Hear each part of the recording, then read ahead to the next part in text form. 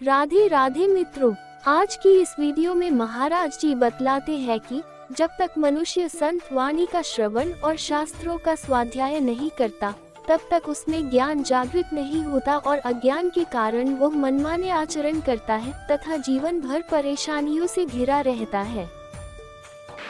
हे अर्जुन, तुम्हें शास्त्र विधि से ही कर्म करना चाहिए, अत्यंत आवश्यक है। सबको स्वाध्याय करना, चाहे कोई भी हो। जब तक संतवाणी का श्रवण, शास्त्रों का स्वाध्याय नहीं करता, तो उसमें वो ज्ञान जागृत नहीं होता कि मुझे क्या करना चाहिए, क्या नहीं करना चाहिए। पशुओं जैसा जीवन लोगों का होता जा रहा है। ये देख रहे हैं कि कितना प्रचंड समय आगे आता चला जा रहा है। आप देख लो, आप धर्म को छोड़ रहे हो तो धर्म तुम्हारी सुविधाओं को रौंद रहा है। आज वृंदावन में आप परिक्रमा लगाएं, प्यासे हो तो जेब में पैसा हो तो प्यास बुझा सकते हैं, नहीं पानी नहीं है, ना कोई कुआं है, ना कोई ऐसी हैंडपैप आदि की सुविधाएं रह गई कि आप पानी पी सके। देखो प्रकृति कैसा दंड दे रही है। आप धर्म के साथ खिलवाड़ कर रहे हैं। अरे क्या है शास्त्र, तो आप देखो, आप प्रकृति के साथ खिलवाड़ कर रहे तो प्रकृति आपके साथ कैसा दंड विधान कर रही है। आप लताओं को, वृक्षों को नाश कर रहे हैं तो आप रोगों से घिरते चले जा रहे हैं, क्योंकि यही लताएं, वृक्ष सुंदर ऑक्सीजन प्रकट करके कार्बन डाइऑक्साइड को सोख करके आपको वो वायु देते हैं जिससे आप स्वस्थ रह सके। वृक्षों को काट दिया, देखो कैसी दूषित वायु होती जा रही है। यह दूषित आहार और दूषित वायु का प्रभाव है कि पहले जहां कहीं कुछ ऐसे सुनने को मिलता था कि किसी को भयानक रोग हुआ है, आज कैंसर आदि रोग ऐसे हो रहे हैं जैसे किसी को बुखार आता है। क्यों? आप धर्म से नहीं चल रहे, तो प्रकृति आपको दंड देना प्रारंभ कर रही। आप किसी को नहीं मान रहे। गौ सेवा, देव सेवा, गुरु सेवा, संत सेवा, जन समाज सेवा, तो वर्षा वाटर लेवल खत्म होता चला जा रहा है। आप देखो, प्रगट में देखो,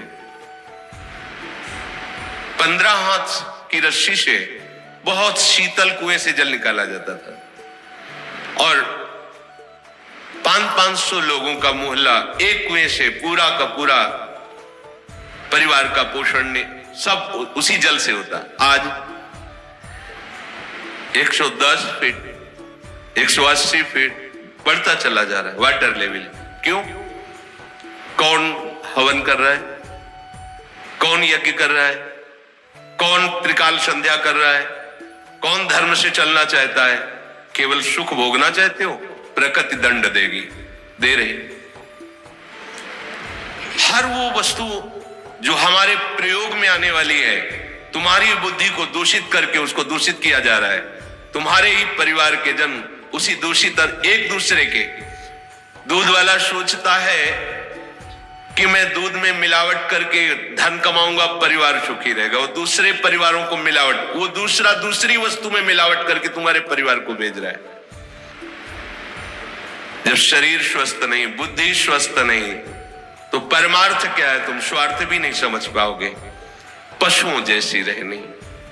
भगवान भुवन भास्कर के उदय होने के पहले जो शैया का त्याग करके, स्नान आदि करके, अर्घदान आदि के द्वारा शैया का त्याग ही नहीं हो रहा। 8 बजे 9 बजे लोग उठ रहे हैं, सुख भोगना चाहते हैं, उनकी आयु क्षीण हो रही है, उनके सुकृत नष्ट हो रहे हैं, उनके नाना प्रकार के जो बचाव पक्ष की ज्ञान शक्ति उसका अपहरण कर रहे हैं भुवन भास्कर।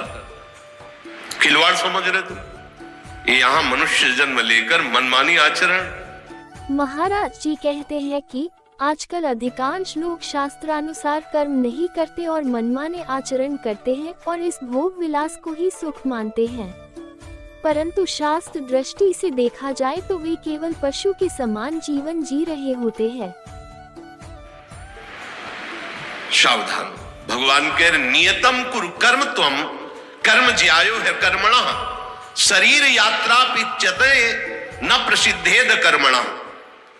तुम्हारी शरीर यात्रा भी सिद्ध नहीं हो पाएगी अगर आप शास्त्र के अनुसार कर्म नहीं करोगे, मनमानी आचरण करोगे। कैसा जीवन! आप जिसे बहुत अच्छा जीवन समझ रहे हैं कि हम बहुत सुखी हैं, अगर उसको शास्त्र दृष्टि से देखा जाए तो केवल पशुवत जीवन है, पशुवत जीवन। तिनते खर सूकर श्वान भले जड़ता बस जे न कहे कछुए जरि जाओ सु जान की नाथ बिना जो जिए जग में तुम्हारो बिन होए। कैसा जीवन! 11 बजे दिनचर्या प्रारंभ होती सोच स्नान की। आश्चर्य होता है, इतना मंगलमय जीवन और ब्रह्म मुहूर्त से लेकर 11 बजे तक तुम्हारा शयन चल रहा है। क्या जीवन को नाश किया जा रहा है। प्रातःकालीन वेला पर कोई उठकर संध्या वंदन भजन साधन, स्वयं भगवान प्रातः काल उठ के रघुनाथा मातु पिता गुरु नावहि माथा सबको प्रणाम करके अपनी दिनचर्या स्वयं प्रभु करते थे। संध्या वंदन आदि, जैसे शास्त्रों में वैदिक सिद्धांत में संध्या वंदन आदि, तो अपने मंगला वन विहार आदि, वो तो शास्त्र सम्मत और ये वेदातीत प्रेम रस। वहां देवी शक्तियों की संधि और यहां प्रिया प्रीतम की संधि और उनकी संधि शक्ति सहचरियां, ये तो अद्भुत। अगर आप शास्त्र सम्मत कर्म नहीं करते कैसा जीवन होता है, तो एक भय लगता है। सामर्थ्य नहीं, 18-20 वर्ष की अवस्था है, ब्लड प्रेशर हाई लो, 25-30 वर्ष की अवस्था 400 शुगर 500 शुगर। क्या जीवन रह गया है? ये क्यों हो रहा है? न देव आराधन है, न धर्म का पालन है, न शास्त्र स्वाध्याय है। जब शास्त्रीय स्वाध्याय नहीं, संत संग नहीं, तो आपको पता ही नहीं कि मुझे क्या करना चाहिए क्या नहीं करना चाहिए। शास्त्रों में विहित तथा नियत 2 प्रकार के कर्मों की आज्ञा की गई है। विहित कर्म का तात्पर्य है सामान्य रूप से शास्त्रों में बताया हुआ आज्ञा रूप कर्म, जैसे व्रत करना, उपवास करना, संध्या बंदन। ये विहित कर्मों को संपूर्ण रूप से करना एक व्यक्ति के लिए कठिन है, परंतु निषिद्ध कर्मों का त्याग करना सबको अत्यंत आवश्यक है। निषिद्ध कर्म हम कैसे जानेंगे जब शास्त्रीय स्वाध्याय नहीं हो रहा? सुबह सुबह लोग मोबाइल का प्रयोग, जैसे टहल बात कर रहे, सुबह सुबह वो कैसा कैसा जाल फेंक रही माया, 1 सेकंड भी अंतर्मुख नहीं होने दे रही। समय बर्बाद होता चला जा रहा है। बड़ा पश्चाताप होता है, कैसे जीवन नष्ट किया जा रहा है। अंदर जलन होती है, इतना सुंदर अवसर मिला है मुक्त होने का, कैसे? कोई भी भोजनालय ऐसा नहीं जहां हम पवित्रता और स्वच्छता से युक्त आहार कर सके। आपको बाहर से पवित्र दिखाई दे रहा है, अंदर जहां बनाया जा रहा है वहां क्यों? क्योंकि जब विचार पवित्र नहीं है तो आपका आचरण पवित्र कैसे हो सकता है? पशुता, विचार ही पवित्र नहीं है। विचार कैसे पवित्र होंगे? जब तक प्रभु का भजन नहीं है, प्रभु का आश्रय नहीं है, कैसे हो जाएगा? ज्यादा समय नहीं, भजन करके इसी जन्म में श्री जी की प्राप्ति कर लो। जैसे बचपन में कहा जाता था कि देख लेना आगे पानी बिकेगा, तो लगता था क्या बात करते, पानी कोई बिकने वाली चीज होती है। आज वो दिखाई दे रहा है, ऐसे आगे देख लेना, जीना मुश्किल हो जाएगा।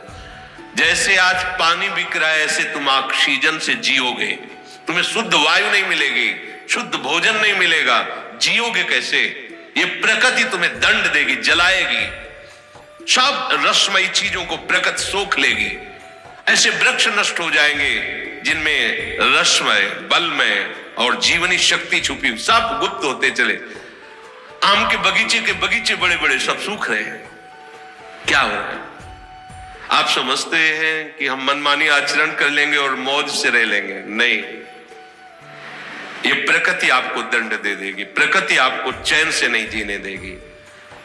अब किसी की समझ में क्या आएगा कि हमें शास्त्र के अनुसार चलना है, क्योंकि ऐसे ऐसे सीरियल दिखाए जाते हैं, क्योंकि जो नाटक दिखाया जाता है, नए बच्चे जो देखते हैं उसको ही सत्य मानते हैं।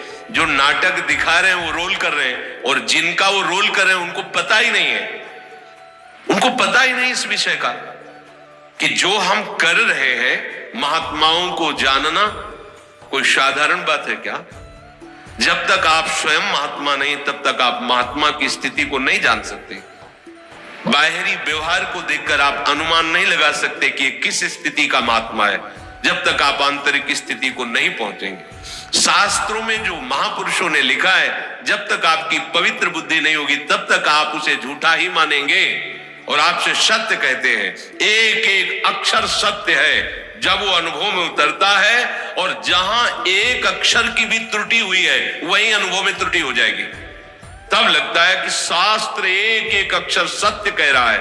उसे स्वीकार करके ही चलने से परमानंद की अनुभूति होगी, जीवन सार्थक होगा। आशा करते हैं महाराज जी के एकांतिक वार्तालाप के कुछ पलों को प्रस्तुत करती हमारी यह वीडियो आपको पसंद आई होगी। कृपया वीडियो को लाइक करें और हमारा चैनल सब्सक्राइब करें।